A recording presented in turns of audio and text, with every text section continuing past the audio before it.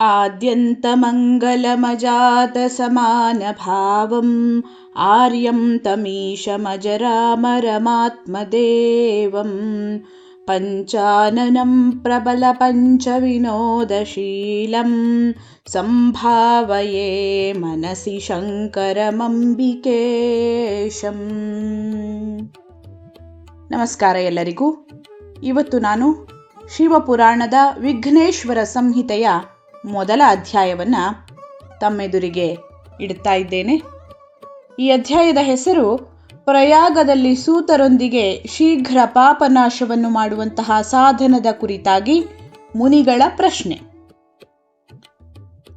ಅಧ್ಯಾಯವನ್ನ ಪ್ರಾರಂಭ ಮಾಡ್ತಾ ಇದ್ದೇನೆ.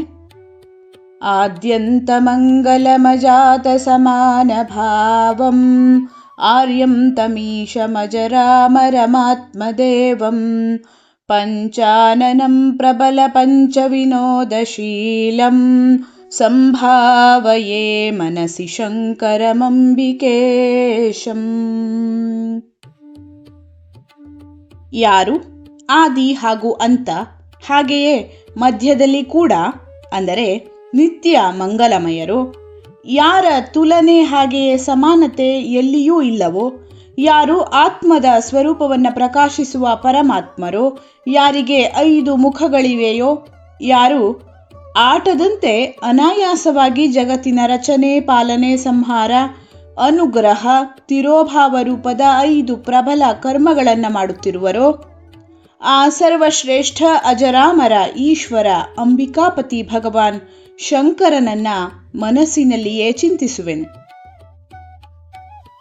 ವ್ಯಾಸರು ಮುಂದೆ ಹೇಳ್ತಾರೆ, ಯಾವುದು ಧರ್ಮದ ಮಹಾಕ್ಷೇತ್ರವೋ, ಎಲ್ಲಿ ಗಂಗೆ ಯಮುನೆಯರ ಸಂಗಮವಾಗಿದೆಯೋ, ಯಾವುದು ಬ್ರಹ್ಮಲೋಕದ ಮಾರ್ಗವೋ, ಆ ಪುಣ್ಯಮಯವಾದ ಪ್ರಯಾಗದಲ್ಲಿ ಸತ್ಯವ್ರತದಲ್ಲಿ ತತ್ಪರರಾದ ಮಹಾ ತೇಜಸ್ವಿ ಮಹಾಭಾಗರು, ಮಹಾತ್ಮರಾದ ಮುನಿಗಳು ಒಂದು ವಿಶಾಲವಾದ ಜ್ಞಾನಯಜ್ಞವನ್ನ ಆಯೋಜಿಸಿದರು.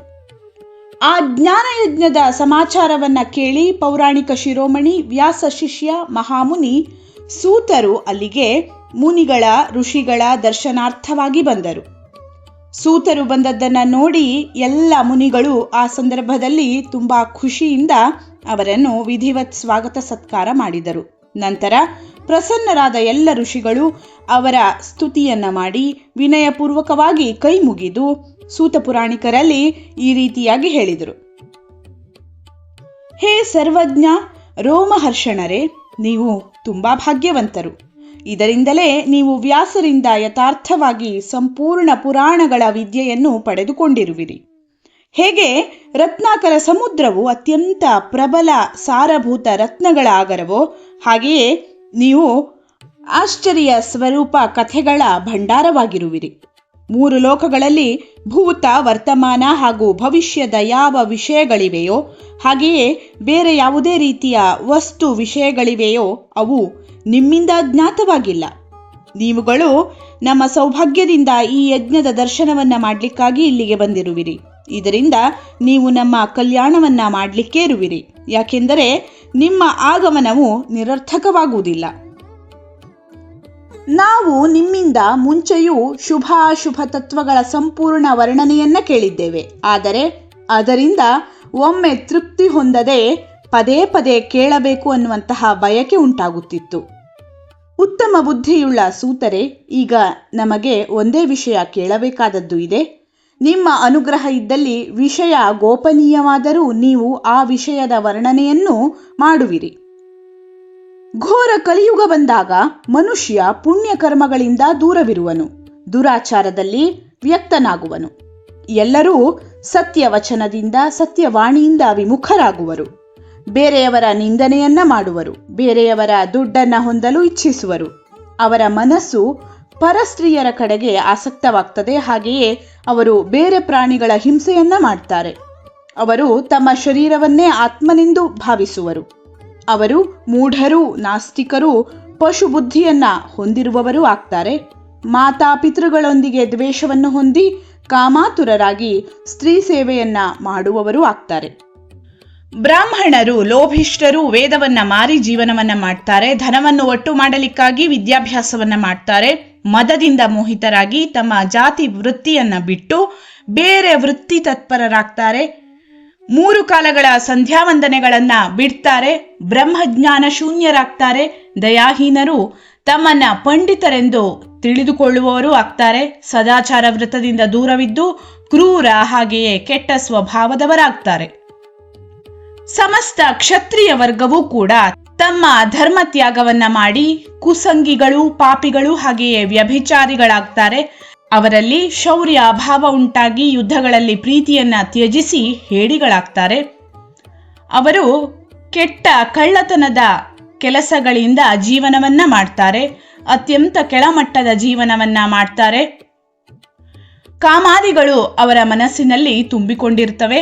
ಅವರು ಶಸ್ತ್ರವಿದ್ಯೆಗಳನ್ನ ತಿಳಿಯದೆ ಗೋವು ಹಾಗೂ ಬ್ರಾಹ್ಮಣರ ಹಾಗೆಯೇ ಶರಣಾಗತರ ರಕ್ಷಣೆಯನ್ನು ಕೂಡ ಮಾಡದೆ ಸದಾ ಅನ್ಯ ಸ್ತ್ರೀಯರಲ್ಲಿ ಮನಸ್ಸನ್ನ ಇಟ್ಟವರು ಆಗ್ತಾರೆ. ಸದಾಚಾರ ರಹಿತರಾಗಿ ಪ್ರಜಾಪಾಲನೆಯನ್ನ ಮಾಡದೆ ಭೋಗ ತತ್ಪರರು, ಪ್ರಜಾ ಸಂಹಾರ, ಜೀವಿಗಳ ಹಿಂಸಕರೂ ಆಗಿರ್ತಾರೆ. ಇನ್ನು ವೈಶ್ಯರು ಸಂಸಾರ ಭ್ರಷ್ಟರಾಗಿ ತಮ್ಮ ಕೆಲಸವನ್ನ ಬಿಟ್ಟು ಕೆಟ್ಟ ಮಾರ್ಗದಲ್ಲಿ ಧನವನ್ನ ಪಡೀತಾರೆ. ಹಾಗೆಯೇ ತಪ್ಪು ಅಳತೆಯನ್ನ ಮಾಡುವವರಾಗಿರ್ತಾರೆ.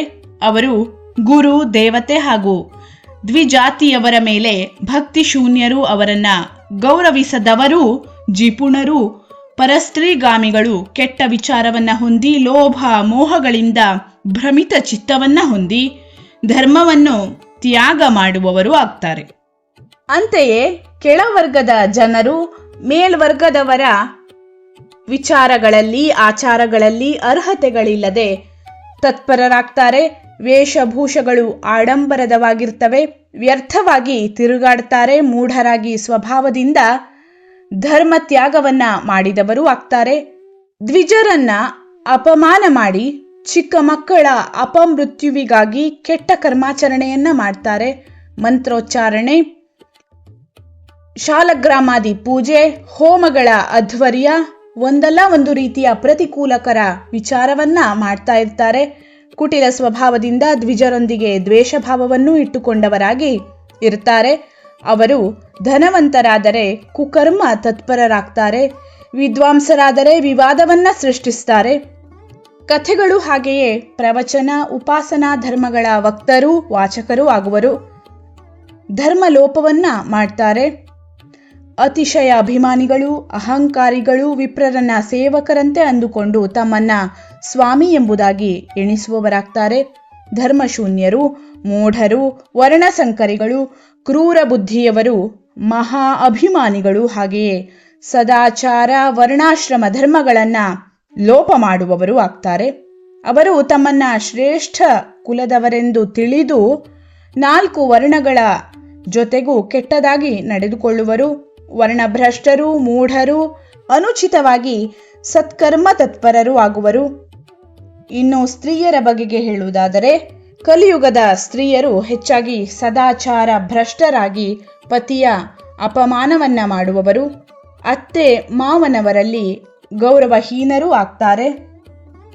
ಎಲ್ಲ ಕೆಲಸಗಳಲ್ಲಿ ನಿರ್ಭಯವಾಗಿದ್ದುಕೊಂಡು ಮಲಿನವಾದ ಭೋಜನವನ್ನ ಮಾಡುವರು. ಕೆಟ್ಟ ಹಾವಭಾವಗಳಲ್ಲಿ ತತ್ಪರರಾಗಿ ಅವರ ಶೀಲ ಸ್ವಭಾವಗಳು ತುಂಬಾ ಕೆಟ್ಟದಾಗಿರ್ತವೆ. ಕಾಮದ ವಾಸನೆಯಿಂದ ಪರಪುರುಷರ ಸಂಗವನ್ನ ಮಾಡುವರು. ತಮ್ಮ ಪತಿಯ ಸೇವೆಯಿಂದ ವಿಮುಖರಾಗುವರು. ಇನ್ನು ಮಕ್ಕಳು ಮಾತಾಪಿತೃಗಳ ಕುರಿತಾಗಿ ಶ್ರದ್ಧಾಹೀನರು, ದುಷ್ಟ ಸ್ವಭಾವದವರಾಗಿರ್ತಾರೆ. ಅಸತ್ವಿದ್ಯೆಯನ್ನ ಅಭ್ಯಸಿಸಿ ರೋಗಗ್ರಸ್ತ ಶರೀರದವರೂ ಆಗಿರ್ತಾರೆ. ಹೇ ಸೂತ ಪುರಾಣಿಕರೇ, ಈ ರೀತಿ ಯಾರ ಬುದ್ಧಿ ನಷ್ಟವಾಗಿರುವುದೋ ಮತ್ತು ಯಾರು ತಮ್ಮ ಧರ್ಮ ತ್ಯಾಗವನ್ನ ಮಾಡಿರುವರೋ ಅಂತಹವರಿಗೆ ಈ ಲೋಕ ಹಾಗೆಯೇ ಪರಲೋಕದಲ್ಲಿ ಉತ್ತಮ ಗತಿ ಹೇಗೆ ಸಿಗ್ತದೆ? ಈ ಚಿಂತೆಯಲ್ಲಿಯೇ ನಮ್ಮ ಮನಸ್ಸು ಸದಾ ವ್ಯಾಕುಲವಾಗಿರ್ತದೆ. ಪರೋಪಕಾರಕ್ಕೆ ಸಮನಾದ ಇನ್ನೊಂದು ಧರ್ಮವಿಲ್ಲ. ಆದ್ದರಿಂದ ಯಾವ ಚಿಕ್ಕ ಉಪಾಯದಿಂದ ಇವರೆಲ್ಲರ ಪಾಪಗಳು ನಷ್ಟವಾಗ್ತದೆ ಅದನ್ನ ಈ ಸಮಯದಲ್ಲಿ ದಯವಿಟ್ಟು ತಿಳಿಸಿ. ಯಾಕೆಂದರೆ ನೀವು ಸಮಸ್ತ ಸಿದ್ಧಾಂತಗಳನ್ನ ತಿಳಿದವರಾಗಿದ್ದೀರಿ. ಈ ರೀತಿಯಾಗಿ ಅಲ್ಲಿ ಸೇರಿರುವಂತಹ ಋಷಿಗಳು ಸೂತರಿಗೆ ಪ್ರಶ್ನೆಯನ್ನ ಮಾಡ್ತಾ ಇದ್ದಾರೆ. ಮುಂದೆ ವ್ಯಾಸರು ಈ ರೀತಿ ಹೇಳ್ತಾರೆ: ಆ ಮುನಿಗಳ ಈ ಮಾತುಗಳನ್ನು ಕೇಳಿದಂತಹ ಸೂತರು ಮನಸ್ಸಿನಲ್ಲಿ ಭಗವಾನ್ ಶಂಕರನನ್ನ ಸ್ಮರಿಸಿ ಈ ರೀತಿಯಾಗಿ ಹೇಳಲು ಪ್ರಾರಂಭಿಸಿದರು ಅಂತ ವ್ಯಾಸರು ಹೇಳ್ತಾರೆ. ಇಲ್ಲಿಗೆ ಶ್ರೀ ಶಿವ ಮಹಾಪುರಾಣದ ಮುನಿಗಳ ಪ್ರಶ್ನೆ ಎಂಬಂತಹ ಮೊದಲನೇ ಅಧ್ಯಾಯ ಸಮಾಪ್ತವಾಗ್ತದೆ. ಧನ್ಯವಾದಗಳು. ಲೋಕಾಹ ಸಮಸ್ತಾಹ ಸುಖಿನೋ ಭವಂತು.